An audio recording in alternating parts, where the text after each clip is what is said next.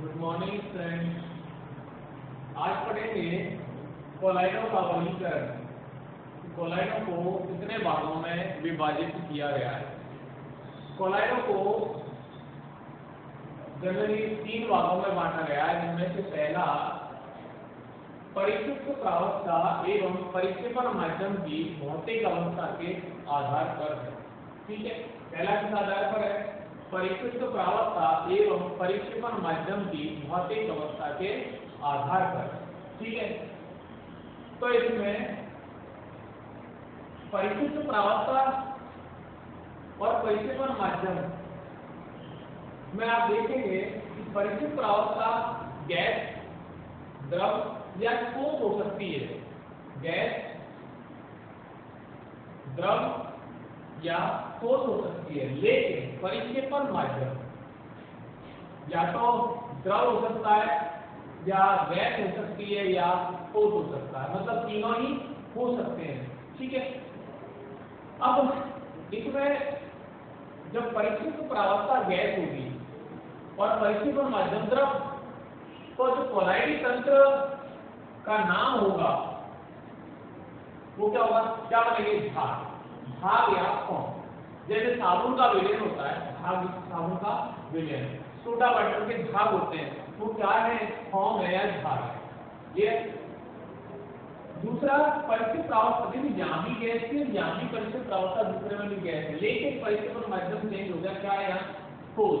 परिक्षेपण माध्यम ठोस है, और जब परिक्षेपण माध्यम द्रव था तो झाग बने, लेकिन जब परिक्षेपण माध्यम ठोस होगा गैस के साथ में, तो ठोस फॉर्म या ठोस झाग का निर्माण होगा, या एक रबर, सूखे समुद्री झाग। ये क्या है? दोबारा के ठोस फॉर्म है।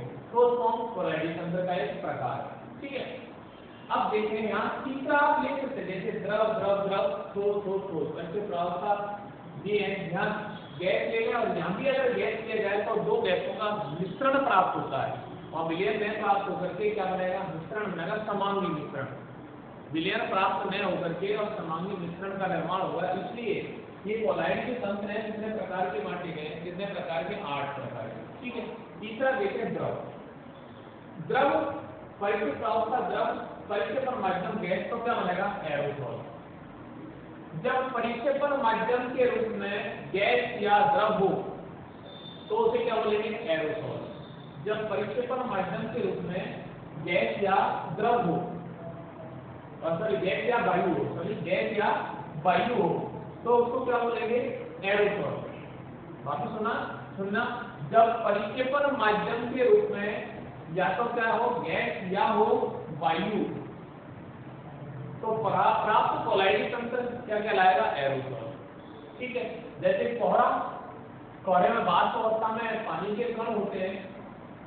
ठीक है, ठीक। बादल, कीटनाशक दवाइयों का छिड़काव। क्लियर? अगर देखिए यहाँ द्रव, परिक्षिप्त प्रावस्था द्रव ही है परिक्षेपण माध्यम, तो जब परिक्षिप्त प्रावस्था और परिक्षेपण माध्यम दोनों ही द्रव होते हैं तो पाया गया इमल्सन होता है। ऐसा कोलाइडी विलयन जिसमें परिक्षिप्त प्रावस्था और परिक्षेपण माध्यम दोनों ही द्रव अवस्था में होते हैं, क्या कहलाता है? पाया गया इमल्सन कहलाता है। ठीक है, इसी पाया गया इमल्सन का पूरा टॉपिक अपन इस चैप्टर के अंत में पढ़ेंगे। ठीक है, तो जैसे दूध एक पाया है जिसमें बफार होती है, तेल और जल का मिश्रण, दवाइयां, तेल और जल का, तेल भी द्रव अवस्था में होता है और जल भी कैसा? द्रव अवस्था में। तो यहाँ पर परिक्षिप्त प्रावस्था और परिक्षेपण माध्यम दोनों ही किस अवस्था में है? द्रव अवस्था में। क्लियर? अगला फिर द्रव देखें, परिक्षिप्त प्रावस्था के रूप में द्रव है, लेकिन परिक्षेपण माध्यम ठोस है। तो आप ये ध्यान रखें, ये थोड़ा सा इंपॉर्टेंट है। क्या बनेगा कोलाइडी तंत्र? जैल। जैल का निर्माण होगा, और जैल क्या होता है? जैल वह कोलाइडी विलयन जिसमें परिक्षिप्त प्रावस्था द्रव और परिक्षेपण माध्यम ठोस होता है। वह कोलाइडी विलयन जिसमें परिक्षिप्त प्रावस्था द्रव और परिक्षेपण माध्यम ठोस होता है, क्या कहलाता है? जैल। ये एक बार पूछा गया है राजस्थान बोर्ड के एग्जाम में, जैल और सॉल में आंसर लिखिए। ठीक है, तो परिक्षिप्त प्रावस्था द्रव और परिक्षेपण माध्यम ठोस होता है, क्या कहलाता है? जैल। मूड पॉलिश मक्खन, अमूमन सभी के घरों में होता है मक्खन, पनीर, दही, ये सब क्या है, जेल के प्रकार है। ठीक है, ऐसे ही परिक्षिप्त प्रावस्था ठोस, परिक्षेपण माध्यम गैस। अब देखिए जहां पर बात की थी एरोसोल की कि ऐसा कोलाइड मीडियम जिसमें परिक्षेपण माध्यम गैस या वायु होती है, यहाँ पे गैस है तो ये क्या बनाया, एरोसोल। ठोस और एरोसोल, ठोस एरोसोल क्यों बनेगा, क्योंकि यहाँ पर परिक्षिप्त प्रावस्था कैसा है, ठोस अवस्था में, और यहाँ परिक्षिप्त प्रावस्था द्रव अवस्था में तो द्रव का एरोसोल बन गया, और परिक्षिप्त प्रावस्था जब ठोस है तो ठोस एरोसोल का निर्माण हो जाएगा। धुआं, धुएं में अब देखिए यहाँ परिक्षेपण माध्यम क्या है, गैस, और परिक्षिप्त प्रावस्था ठोस, तो ठोस कौन से होंगे, धुएं में या धूल का तूफान, धुएं में कार्बन के कण ठोस अवस्था में होंगे, और धूल के तूफान मिट्टी के कण हैं वो ठोस अवस्था में होंगे, मतलब परिक्षिप्त प्रावस्था में कार्बन और धूल के कण होंगे। ठीक है, और वायु परिक्षेपण माध्यम के रूप में होगी। ठीक है, आगे देखिए ठोस, परिक्षिप्त प्रावस्था फिर ठोस, परिक्षेपण माध्यम द्रव, और क्या हो गया, सॉल्व। अब यहाँ पर आप देखेंगे कि जब अपने गैस के बारे में बात की तो परिक्षिप्त प्रावस्था क्या थी, द्रव, और परिक्षेपण माध्यम ठोस, तो क्या कहलाया, जैव। यहाँ परिक्षिप्त प्रावस्था ठोस है और परिक्षेपण माध्यम द्रव, मतलब ये एक दूसरे के विपरीत हो गए, ये एक दूसरे के विपरीत हो गए। जब परिक्षिप्त प्रावस्था द्रव और परिक्षेपण माध्यम ठोस होगा तो गैस कहलाएगा, लेकिन जब इसको चेंज कर देंगे, परिक्षिप्त प्रावस्था ठोस हो जाएगी और परिक्षेपण माध्यम द्रव होगा तो क्या कहलाएगा, गैस। तो ऐसा कोलाइडिंग लेंस जिसमें परिक्षिप्त प्रावस्था ठोस और परिक्षेपण माध्यम द्रव होता है क्या कहलाता है, सॉल्व कहलाता है। ठीक है, गोंद का विलयन, स्वर्ण सॉल्व आदि, इसमें स्वर्ण सॉल्व में के साथ में आप सिल्वर सॉल्व भी ले सकते हो, प्लेटिनम सॉल्व भी ले सकते हो। ठीक है, और लास्ट है ठोस और ठोस, परिक्षिप्त प्रावस्था भी ठोस हो और परिक्षेपण माध्यम भी ठोस हो तो क्या कहलाएगा, ठोस सॉल्व कहलाएगा। जैसे खनिज, विभिन्न प्रकार के खनिज हैं, विभिन्न प्रकार के रत्न हैं, या रूबी ग्लास है, काले हीरे, ये सब किसमें आएंगे, ठोस सॉल्व में आएंगे। क्लियर, तो इस परिक्षिप्त प्रावस्था और परिक्षेपण माध्यम की भौतिक अवस्था के आधार पर इनका वर्गीकरण था। ठीक है, अब दूसरा वर्गीकरण अपन पढ़ेंगे, दूसरा वर्गीकरण परिक्षिप्त प्रावस्था एवं परिक्षेपण माध्यम के मध्य आकर्षण बलों के आधार पर, परिक्षिप्त प्रावस्था एवं परिक्षिप्त प्रावस्था एवं परिक्षेपण माध्यम के मध्य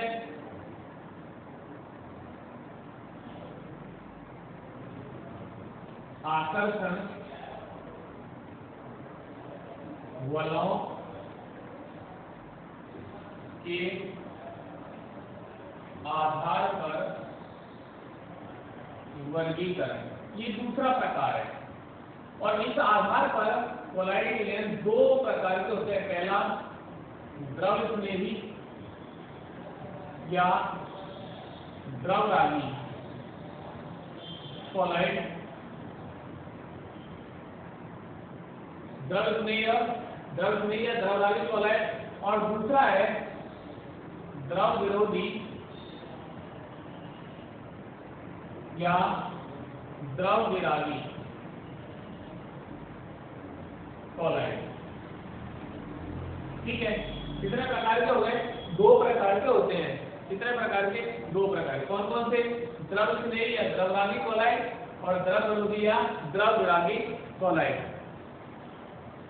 ठीक है, तो यहाँ देखें, पहला पढ़ेंगे द्रव स्नेही कोलाइड। तो द्रव स्नेही कोलाइड क्या होते हैं, द्रव स्नेही का मतलब द्रव से स्नेह करने वाले, ऐसे कोलाइड लेंस जिसमें परिक्षिप्त प्रावस्था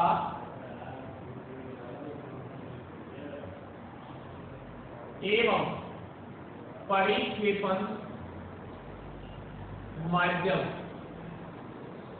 के मध्य, दोनों के मध्य आकर्षण बल उपस्थित होते हैं, आकर्षण बल पाए जाते हैं, क्या कहलाते हैं, द्रव स्नेही या द्रवरागी कोलाइड कहलाते हैं। वापस सुने, ऐसे कोलाइड जिनमें परिक्षिप्त प्रावकता एवं परिक्षेपण माध्यम के मध्य आकर्षण बल उपस्थित होते हैं क्या कहलाते हैं? द्रव या द्रवरागी कोलाइड कहलाते हैं। अब इनमें क्या पाए जाते हैं? आकर्षण बल। अब आकर्षण बल पाए जाने के कारण इनके गुण देख रहे हैं आप, इसमें क्या क्या गुण मिलेंगे? तो गुणों में आप देखें, आकर्षण बल पाए जाते हैं तो इनको परिक्षिप्त प्रावकता एवं परिक्षेपण माध्यम दोनों को सीधे मिश्रित करके बनाया जा सकता है, सीधे ही मिश्रित करके बनाया जाए, मतलब किसी विशेष प्रकार की विधियों की आवश्यकता इसमें नहीं पड़ती है। सीधा परिक्षिप्त प्रावकता और परिक्षेपण माध्यम दोनों को मिलाया और द्रव स्नेही कोलाइडों का निर्माण हो गया। और इन आकर्षण बलों के कारण ये स्थायी प्रकृति के होते हैं। कैसे होते हैं? स्थायी प्रकृति के होते हैं। और स्थायी प्रकृति के होने के कारण इनका आसानी से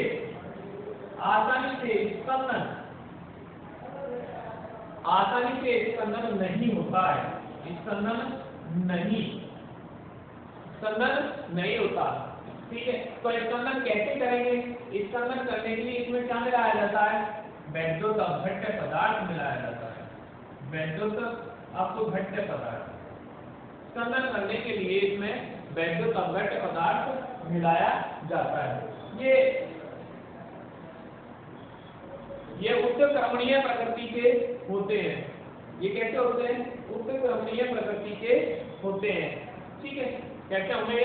उत्क्रमणीय प्रकृति के, उत्क्रमणीय होते हैं। ठीक है, इसके अलावा ये टिंडल प्रभाव एवं ब्राउनी गति नहीं दर्शाते। टिंडल प्रभाव और ब्राउनी गति नहीं दर्शाते। इसके अलावा और क्या समझ पाया जाता है? तो इसमें इनकी जो श्यानता होती है परिक्षेपण माध्यम से अधिक होती है। इनकी श्यानता परिक्षेपण माध्यम से अधिक होती है। श्यानता परिक्षेपण माध्यम से अधिक होती है। क्लियर? इसके अलावा इनको सूक्ष्म के कणों को सूक्ष्म दर्शी की सहायता से नहीं देखा जा सकता। सूक्ष्म दर्शी से कणों को नहीं देखा जा सकता। तो ये क्या है? इनके गुण है। क्लियर? कोई दिक्कत? वापस सुने, इन्हें परिक्षेप प्रावकता परिक्षेपण माध्यम को सीधे मिश्रित करके बना सकते हैं। स्थायी प्रकृति के होते हैं, इनका आसानी से स्पंदन नहीं होता है। स्पंदन करने के लिए अधिक मात्रा में वैद्युत अपघट्य मिलाया जाता है। ये उत्क्रमणीय होते हैं। ठीक है, इसके अलावा टिंडल प्रभाव ब्राउनी गति नहीं दर्शाते। श्यानता परिक्षेपण माध्यम से अधिक होती है, लेकिन कणों को सूक्ष्म दर्शी की सहायता से नहीं देखा जा सकता। ठीक है, तो ये क्या है? द्रव स्नेही। अब बात करें द्रव विरोधी कोलाइड की। द्रव विरोधी या द्रवरागी, द्रव विरागी कोलाइड।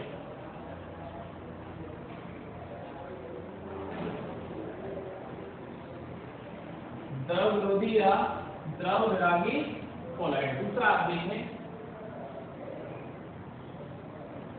द्रव विरोधी या द्रव विरागी कोलाइड।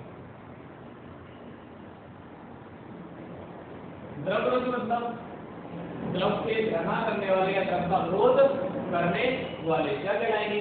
द्रव विरोधी कोलाइड कहलाते हैं। तो ऐसे कोलाइड जिनमें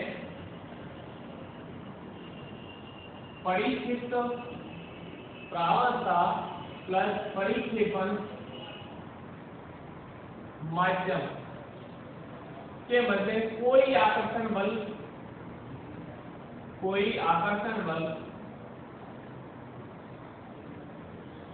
नहीं पाया जाता। कोई आकर्षण बल नहीं पाया जाता, क्या कहलाते हैं? द्रव विरोधी कोलाइड कहलाते हैं। ठीक है। और जब आकर्षण बल इनमें नहीं होगा तो इनको बनाने के लिए, अब फिर गुणों पर आना है, इनको बनाने के लिए विशिष्ट विधियों का उपयोग किया जाता है। विशिष्ट विधियों द्वारा इनको बनाया जाता है।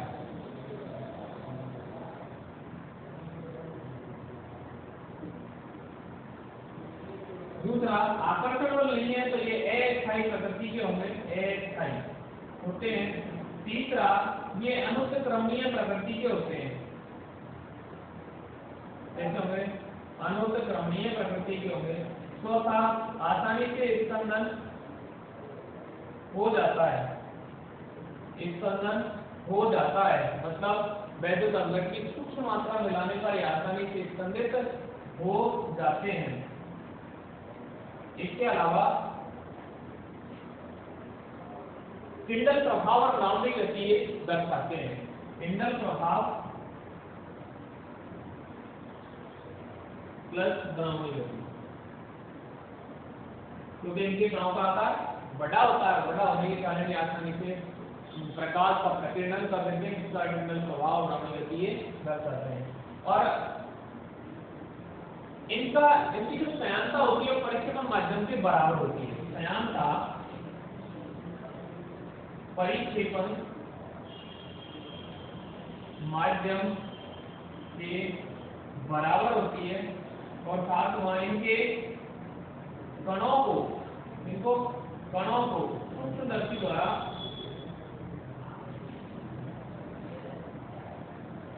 देख सकते हैं।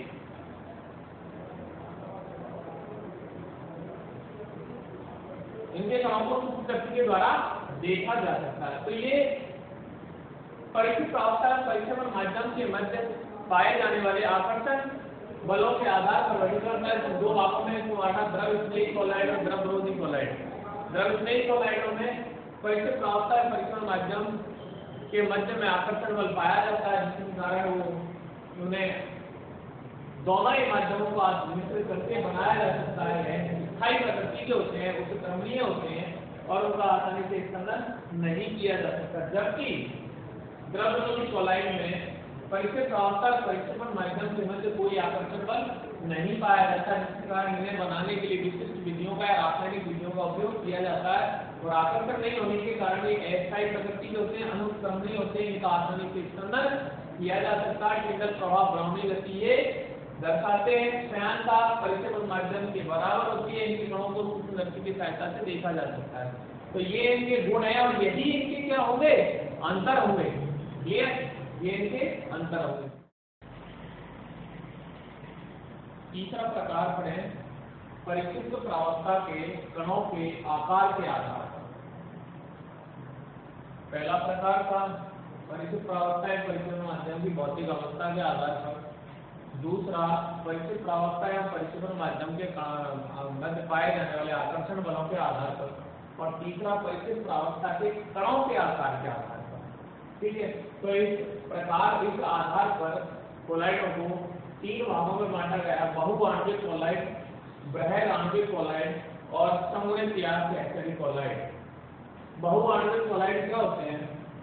बहुआण्विक कोलाइड ऐसे पदार्थ जिसमें पदार्थ के अणु, ऐसे कोलाइड जिनमें पदार्थ के अणु या परमाणुओं का व्यास, ऐसे कोलाइड जिनमें पदार्थ के अणु या परमाणुओं का व्यास 10⁻⁷ सेंटीमीटर से कम होता है।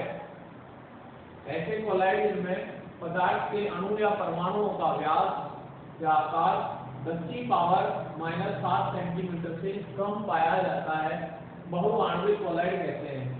इनमें अणु या परमाणुओं के मध्य वान डेर वाल आकर्षण बल पाया जाता है और वान डेर वाल आकर्षण बल पाए जाने के कारण या इस वान डेर वाल आकर्षण बल से बंधित होकर के या जुड़कर के और एक कोलाइडी कणों का निर्माण कर लेते हैं। इससे वान डेर वाल आकर्षण बल से बंधित होकर के और एक कोलाइडी कणों का निर्माण कर लेते हैं। ठीक है, अब एग्जाम्पल देखें, जैसे सल्फर सॉल्ट होता है या स्वर्ण सॉल्ट।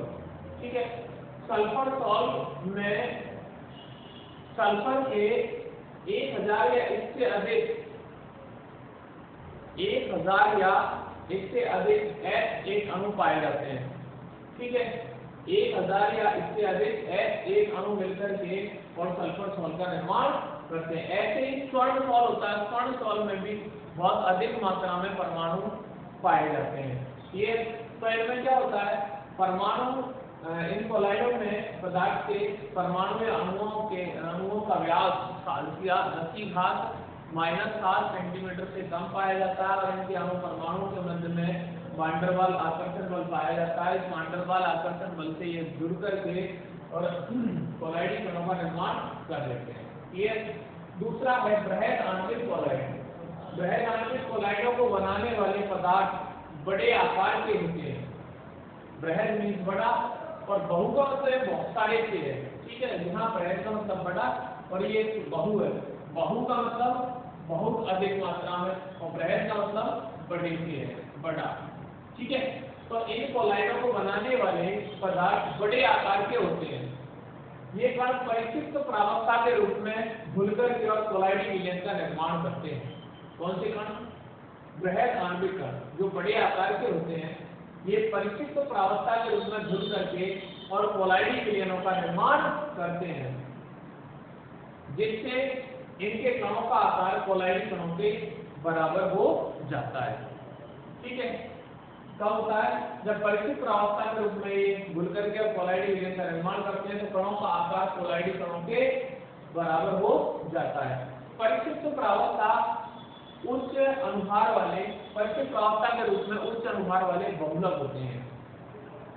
बृहद आणविक कोलाइडों में परिक्षिप्त प्रावक्ता के रूप में उच्च अनुभार वाले बहुलक होते हैं। जैसे आप देखें, स्टार्च है, सेलुलोज है, एंजाइम है, प्रोटीन है, जिलेटिन है, नायलॉन है, पॉलीथीन, प्लास्टिक, ये सभी क्या है? बृहद आणविक कोलाइड है। ठीक है, कौन कौन से? Protein, starch, cellulose, plastic, enzyme, gelatin, nylon, polythene, ये सभी बृहद आणविक कोलाइड। तीसरा इंपॉर्टेंट जो भाग है इसका, तीसरा इंपॉर्टेंट भाग क्या है? सहचरी या संगुणित कोलाइड, ये इंपॉर्टेंट होता है। ठीक है, सहचरी या संगुणित कोलाइड। सहचरी या संगुणित कोलाइड क्या होते हैं?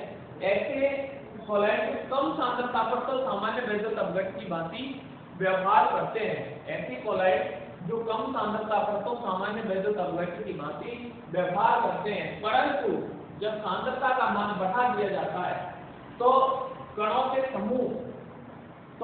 समूह कोलाइडों की भांति व्यवहार करने लग जाते हैं। फिर सुने, ऐसे कोलाइड जो कम सांद्रता पर सामान्य वैद्युत अपघट की भांति व्यवहार करते हैं, लेकिन उच्च सांद्रता पर कणों के समूह की भांति कोलाइडों की भांति व्यवहार करने लग जाते हैं। कणों के समूह, ये जो कणों का समूह है ये कहलाता है मिसेल। क्या कहलाता है? मिसेल। कणों का समूह मिसेल कहलाता है। तो कणों के समूह कोलाइडों की भांति व्यवहार करते हैं। कम सांद्रता पर सामान्य वैद्युत अपघट की भांति व्यवहार करेंगे, लेकिन सांद्रता जैसे ही आप बढ़ाएंगे तो इनके जो कणों का समूह है वो एक समूह बन जाएगा और कोलाइडों की भांति व्यवहार करने लग जाते हैं। संगुणित या सहचरी कोलाइड कहलाते हैं। और जब इनका तनुकरण किया जाता है तो अपने आयनों में वियोजित हो जाते हैं। तनुकरण करने पर अपने आयनों में वियोजित हो जाते हैं। जैसे आप देखें, ये सोडियम स्टीरेट है, सोडियम स्टीरेट, और इसका तनुकरण करेंगे जल के साथ तो ये क्या बनाएगा? स्टीरेट आयन, और सोडियम आयनों में विभक्त हो जाता है। ठीक है, स्टीरेट आयन और सोडियम आयन। अब C17H35 COO- ये स्टीरेट आयन है। ठीक है, अब इसमें दो भाग है। एक तो इसका भाग है ऋण आवेशित भाग COO- और दूसरा भाग है हाइड्रोकार्बन भाग C17H35। ये जो भाग होता है इसका हाइड्रोकार्बन भाग होता है। हाइड्रोकार्बन भाग, हाइड्रोकार्बन भाग का जल प्रतिकर्षी भाग, जल प्रतिकर्षी भाग। ठीक है, या इसको कहते हैं अनआयनित भाग।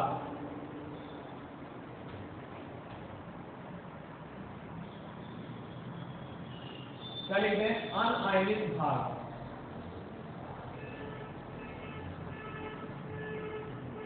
ठीक है, यहाँ ये भाग है आयनिक भाग है और इसको जल आकर्षी भाग कहते हैं। तो जो जल प्रतिवर्ती या हाइड्रोकार्बन भाग होता है वो जैसे अपने को शोधन की क्रिया करनी है, तो शोधन की क्रिया में जब 17 सोडियम स्टेट में ये वाला भाग हाइड्रोकार्बन भाग है, जल प्रतिवर्ती या अनायनिक भाग कार्बन ऋण आवेशित भाग है, ये आयनिक भाग है, जल आकर्षी होता है। ठीक है, तो जब ग्रीस से चिकनाई सतह के संपर्क में ये भाग आता है, ये भाग जो है वो केंद्र की ओर होता है और जो अनायनिक भाग या जल प्रतिवर्ती भाग केंद्र की ओर होता है और जल आकर्षी या आयनिक भाग कहाँ होता है, सतह की ओर होता है। जो गर्मी की चिकनाई भाग है वो कहाँ जाएगी, सतह पर आ जाती है और बाहर निकल जाती है। कणों का जो समूह बनता है इस प्रकार की, ये कहलाती है मिसेल। क्या कहलाती है, मिसेल। कणों के समूह क्या बोलते हैं, मिसेल। कणों के समूह को क्या कहा जाता है, मिसेल कहा जाता है। और मिसेल का निर्माण जिस सांद्रता पर होता है वह क्रांतिक मिसेल सांद्रता कहलाती है। क्रांतिक मिसेल सांद्रता वह सांद्रता जिस पर मिसेल का निर्माण होता है, क्रांतिक मिसेल सांद्रता CMC, क्रिटिकल मिसेल कंसंट्रेशन कहा जाता है, क्रांतिक मिसेल सांद्रता कहलाती है। ठीक है, जब मिसेल पे कहते हैं CMC या क्रांतिक मिसेल सांद्रता कहते हैं वह सांद्रता जिससे अधिक सांद्रता पर मिसेल का निर्माण होता है, क्रांतिक मिसेल सांद्रता कहलाती है। इसी में एक चीज और होता है, क्राफ्ट ताप।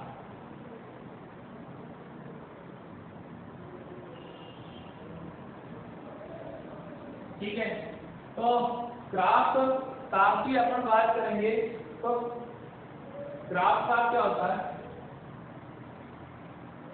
वह ताप जिससे अधिक ताप पर मिसेल का निर्माण होता है, क्या कहलाती है, क्राफ्ट ताप कहलाता है। वह ताप जिससे अधिक ताप पर मिसेल का निर्माण होता है, क्राफ्ट ताप कहलाता है। तो परिशिष्ट प्रावणता के कणों के आकार के आधार पर कोलाइडों को 3 भागों में बांटा गया, बहुआण्विक कोलाइड, बृहद आणविक कोलाइड और संगणित या सहचरी कोलाइड। ठीक है, अब अपन इसी में देखें, आप इसको और आप डिवाइड कर सकते हैं। C17H को आप इस प्रकार भी लिख सकते हैं,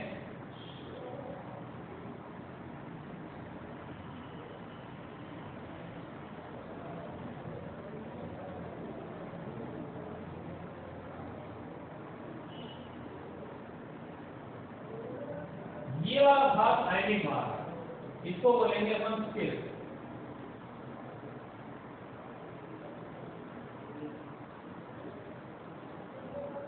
ठीक है, और ये वाला भाग हाइड्रोकार्बन वाला भाग है, इसको बोलेंगे। ठीक है, स्थिर और ठोस। क्लियर। अब कोलाइड का जो वर्गीकरण था वो यहाँ समाप्त हो जाता है और इसके बाद में अपन पढ़ेंगे कोलाइड बनाने की विधियां, कोलाइडी विलयन बनाने की विधियां। ठीक है, कोलाइडी विलयन बनाने के लिए 2 प्रकार की विधियों का उपयोग किया जाता है। पहली विधि है यहाँ परिक्षेपण विधियां,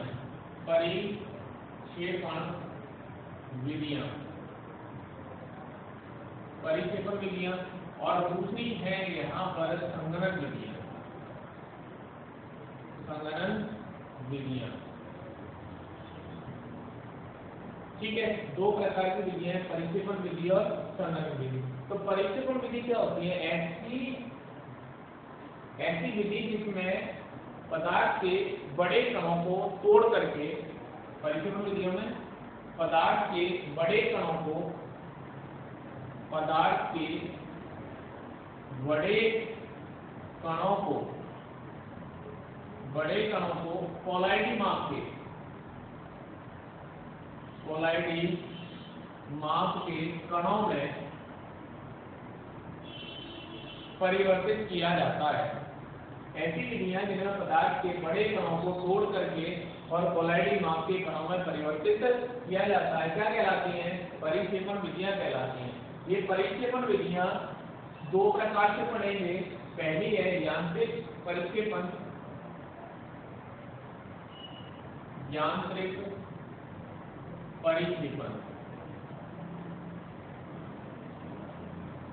और दूसरी विद्युत परिक्षेपण।